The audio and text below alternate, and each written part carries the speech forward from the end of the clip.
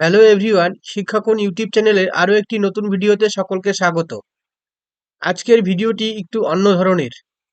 উত্তরবঙ্গ বিশ্ববিদ্যালয়ের BA programme কোর্সের 2023 সালে ফাইনাল পরীক্ষায় যে প্রশ্নটি এসেছিল সেটি তুলে ধরা হয়েছে। ডিএসসি 1 অথবা 2, paper 4, education, historical foundation of education. Group এ থেকে 3 নম্বরের জন্য যে কোনো 4টি প্রশ্নের উত্তর দাও।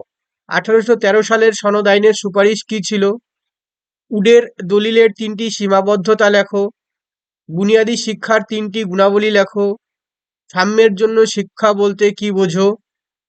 বিশ্ববিদ্যালয় কমিশন অর্থাৎ রাধাকৃষ্ণন কমিশনের 3টি সীমাবদ্ধতা। ইসিসিই কি ছিল?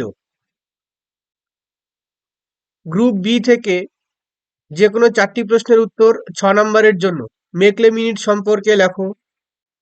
1813 সালে সনদ আইনের ঐতিহাসিক মূল্য ও তাৎপর্য লেখো। 9 নম্বর প্রশ্ন, বৃত্তি ও কারিগরি শিক্ষা প্রসঙ্গে সার্জেন্ট পরিকল্পনার সুপারিশগুলি কি কি? প্রাথমিক শিক্ষা সম্পর্কে অশোক মিত্র কমিশনের সুপারিশ।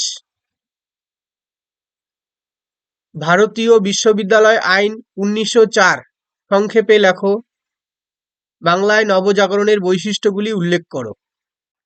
বিভাগ গ থেকে 4টি প্রশ্নের মধ্যে যে কোনো 2টি প্রশ্নের উত্তর 12 নম্বরের জন্য। বাংলায় নবজাগরণের রামমোহনের অবদান আলোচনা করো। জাতীয় শিক্ষা আন্দোলনের কারণ এবং গুরুত্ব আলোচনা করো।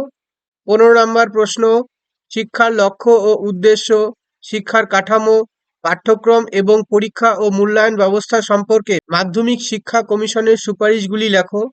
সর্বশেষ 16 নম্বর প্রশ্ন, গ্রামীণ বিশ্ববিদ্যালয় ও নারী শিক্ষা বিষয়ে রাধাকৃষ্ণন কমিশনের অবদান আলোচনা করো।